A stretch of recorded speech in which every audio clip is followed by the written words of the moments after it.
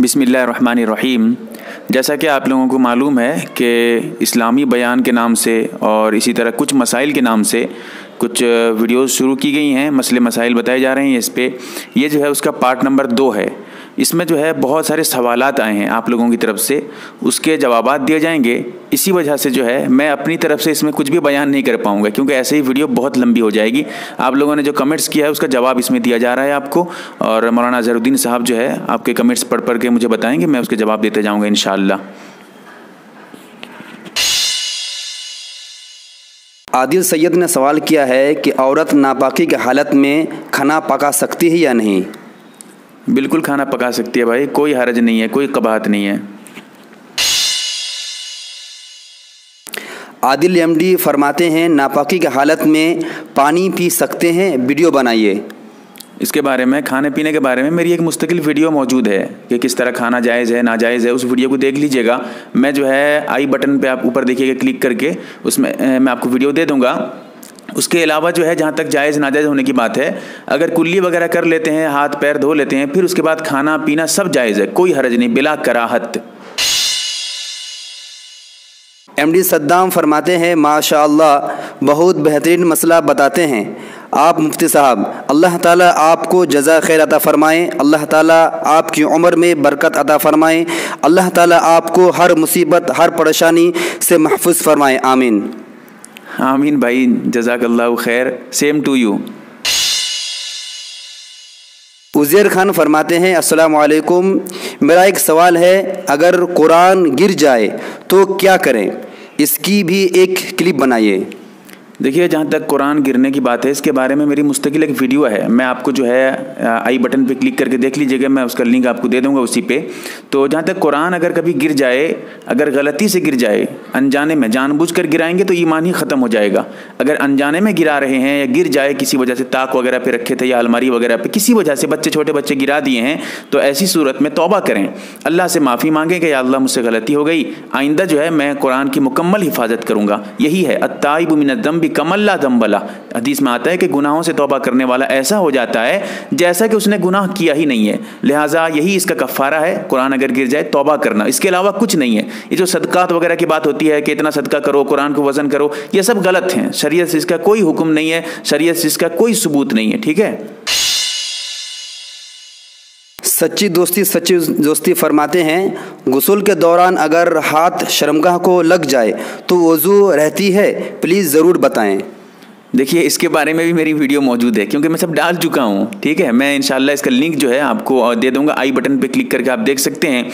इसके बारे में सही बात, सही मसलक यही है कि इससे वज़ू नहीं टूटेगा। अगर शर्मगाह पे हाथ लग जाए, चाहे बिना कपड़े के, बग़ैर किसी हाइल के, कुछ भी नहीं है, अब डायरेक्ट शर्मगाह को हाथ लगा दिए हैं, खुद ब खुद लग जाए या जानबूझ कर लगाएं, किसी भी तरह शर्मगाह को छू लेने से, हाथ लग जाने से शर्मगाह पे वज़ू टूटता नहीं है, चाहे वो मर्द हो या औरत हो।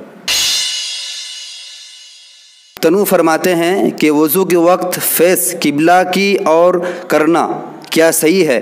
और कहते हैं कि किसी और फेस नहीं होने चाहिए वज़ू के वक्त। देखिए, सही बात यह है कि ज़रूरी नहीं है, ठीक है। अगर किसी दूसरे की तरफ रुख करके किबले के अलावा आप वज़ू करते हैं, वज़ू आपका दुरुस्त हो जाएगा। लेकिन आदाब में से, सुनन में से बेहतर यही है कि आप जब वज़ू करें तो इसका ख्याल ज़रूर रखें कि किबले की तरफ आपका चेहरा हो, किबले की तरफ रुख करके वज़ू करें, ये बेहतर है। ज़रूरी नहीं है, लेकिन अमल करना चाहिए इसी पे, क्योंकि इससे सवाब आपका ज़्यादा मिलेगा, ठीक है। और मेरा ज़ाती एक सवाल है कि बहुत सारे आदमी जो बरहना होकर, नंगा होकर गुस्ल करते हैं और किबला होकर गुस्ल करते हैं, तो इस तरह गुस्ल करना कैसा है मुफ्ती साहब? देखिए, इसके बारे में मेरी वीडियो मौजूद है, मुस्तकिल वीडियो, ठीक है। सही बात यह है कि अगर कपड़े बिल्कुल जिस्म पे न हो, आदमी मुकम्मल नंगा हो, किबले की तरफ सामना कर रहा है या किबले की तरफ पीछा कर रहा है, बिल्कुल नाजायज़ है, मकरूह तहरीमी है, जायज़ नहीं, इसका ख्याल मुकम्मल रखना चाहिए। अनवर अंसारी फरमाते हैं मुझे आपकी वीडियो बहुत अच्छी लगी। शुक्रिया भाई। देखिए, अच्छी लगने की बात नहीं है, अमल करने की बात है। अमल करें, अल्लाह ताला मुझे भी अमल करने की तौफीक दे, आपको भी, आमीन। अनस मलिक कहते हैं कि माशाअल्लाह, अल्लाह आप हज़रत को दीन के लिए कबूल फरमाएं, आमीन। आमीन भाई, बहुत बहुत शुक्रिया। दुआ करें कि अल्लाह ताला इखलास के साथ काम करने की तौफीक अता फरमाए मुझे, और अमल की भी तौफीक दे, आमीन। आमीन सुम आमीन। आदिल एमडी कहते हैं कि आपकी वीडियो से हमको बहुत फ़ायदा होता है, इसी तरह वीडियो बनाते रहिए, जज़ाकल्लाह खैर। शुक्रिया भाई, वीडियो बनाते भी इसलिए हैं कि आप लोगों का भी फ़ायदा और मुझे भी फ़ायदा इसलिए हो कि मुझे भी कुछ जो है तहकीकात वगैरह करने का मौका मिल जाए, और दुआ करें कि अल्लाह ताला इखलास के साथ मुझे काम करने की तौफीक दे। आमीन सुम आमीन। ज़िक्र कहते हैं कि अस्सलामु अलैकुम रहमतुल्लाहि व बरकातुहू। मुफ्ती साहब, दुआ के किताब में एक दुआ है, मिस्त्री के दौरान जब मनी निकले तो दुआ पढ़े, वो सिर्फ मर्द को पढ़ना है या औरत को भी? देखिए, ये जो दुआ है, जब मनी खारिज हो, जिसकी भी मनी खारिज हो उसको पढ़ना है। अगर मर्द की मनी खारिज हो रही है तो वो उस वक्त पढ़े, अगर औरत की भी मनी खारिज हो उस वक्त तो औरत भी पढ़े, तो दोनों पढ़ सकते हैं, ठीक है, कोई बात नहीं है। और एक सवाल बहुत गर्दिश में है कि जो बहुत सारे कहते हैं कि बरहना होकर, यानी मर्द और बीवी अगर दोनों बरहना हो, नंगे होकर हिमबिस्तरी करना कैसा है? देखिए, इसके बारे में एक मेरी वीडियो भी है, ठीक है, उसको देख सकते हैं। इस तरह बरहने होकर यानी नंगे होकर हम बिस्तरी करना ये जायज़ है, कोई गुनाह नहीं है, लेकिन बेहतर कम से कम अमल ये होना चाहिए हमारा कि हम जो है जब मुकम्मल कपड़े उतार कर हम बिस्तरी करें तो कम से कम ऊपर से कोई चादर ओढ़ लें, फिर उसके बाद हम बिस्तरी करें, ये मुनासिब और बेहतर है। हाँ, और एक साथ ध्यान में आता है कि जो किबला रुख कर हिमबिस्तरी करना कैसा है? बहुत सारे कहते हैं कि किबला रुख कर करना गुनाह है, इससे ईमान का खतरा हो जाता है, तो इसके बारे में आपका क्या कहना है मुफ्ती साहब? देखिए, किबले की तरफ रुख करके हम बिस्तरी करने की जहाँ तक बात है, इसके बारे में भी मेरी वीडियो है, ठीक है, और सही बात यही है कि ये मकरूह तहरीमी है, जायज़ नहीं है ऐसे करना, इसके ख्याल मुकम्मल रखना चाहिए, लेकिन ईमान चला जाए ऐसी कोई बात नहीं है। गुनाह ज़रूर होगा, गुनाह कर लेने से, हराम काम करने से, गुनाह करने से, नाजायज़ काम करने से ईमान नहीं जाता है, ठीक है, इसका ख्याल रखा जाए ज़रूर, जो है इसका ख्याल ज़रूरी है आप लोगों के लिए। जो भी शादीशुदा हैं, हम बिस्तरी करें तो किबले का ज़रूर ख्याल करें, किबले की तरफ जैसे उनका रुख न हो, ठीक है। और जो ज़िक्र भाई और एक सवाल करते हैं कि मुफ्ती साहब, शादी में मर्द को हल्दी और मेहंदी लगाना कैसा है?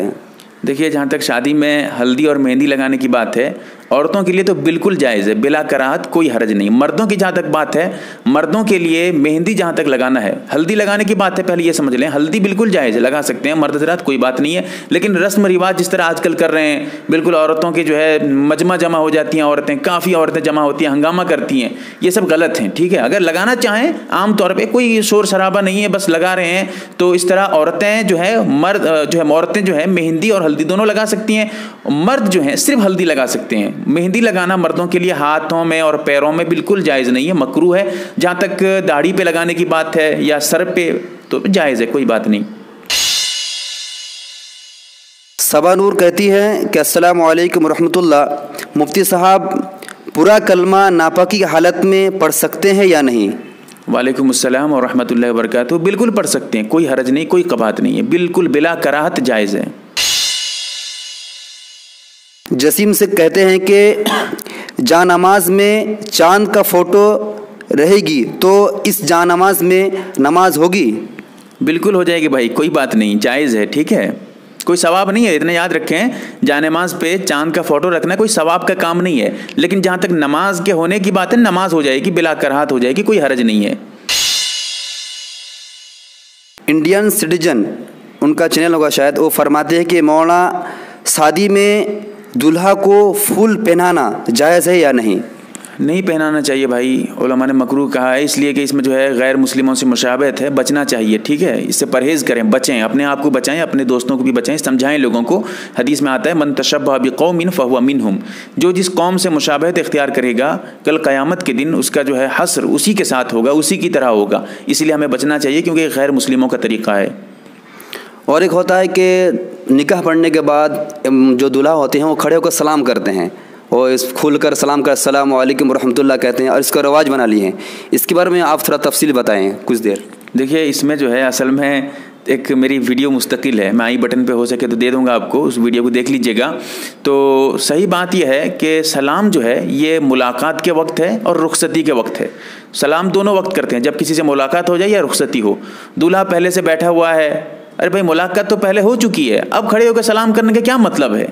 यानी ये कहना चाहता हूँ सलाम दो ही जगह है, मुलाकात या रुखसत।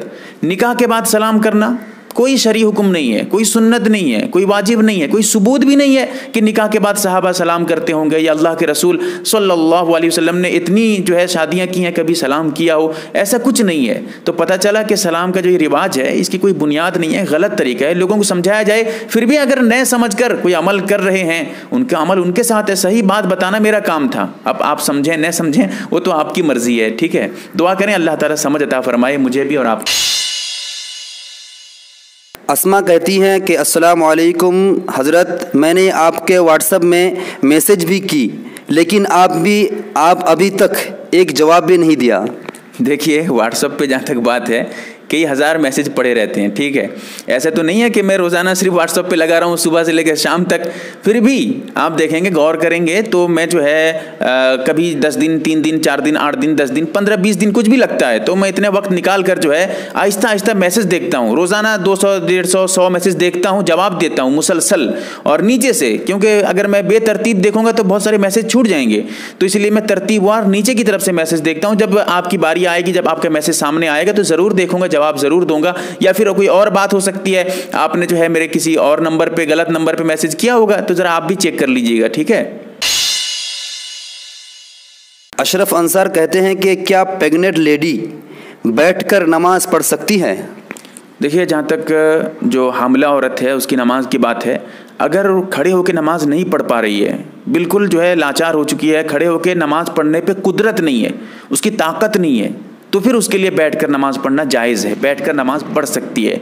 और इतना याद रखें, अगर वो खड़े होकर नमाज पढ़ने पे कादिर है, खड़े होकर नमाज पढ़ सकती है, कोई परेशानी नहीं है, तो फिर उसके लिए बैठ के नमाज पढ़ना जायज़ नहीं। ये कौन सी नमाज है?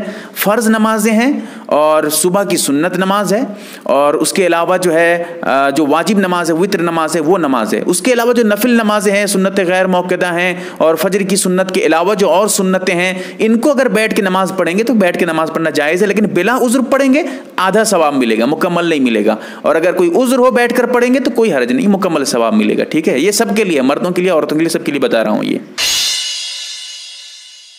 आतिकुर रहमान फरमाते हैं कि अस्सलामु अलैकुम मुफ्ती साहब, ये मसाइल ज़रूर बताएं। गुस्ल में जो 3 फ़र्ज़ है उसको अदा करने के बाद वज़ू करना है?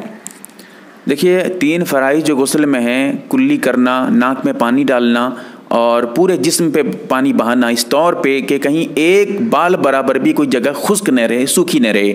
अगर ये फ़राइज़ आप अदा कर चुके हैं तो इनमें जो वज़ू के फ़राइज़ थे, 4 फ़राइज़ हैं वज़ू में, वो भी अदा हो चुके हैं। इसीलिए आपको अब वज़ू करने की ज़रूरत नहीं है। अगर आप वज़ू करेंगे तो ये गलत तरीका है। इसीलिए ये कहा जाता है कि गुस्ल करने से पहले, नहाने से पहले आप वज़ू करें, फिर उसके बाद गुस्ल करें।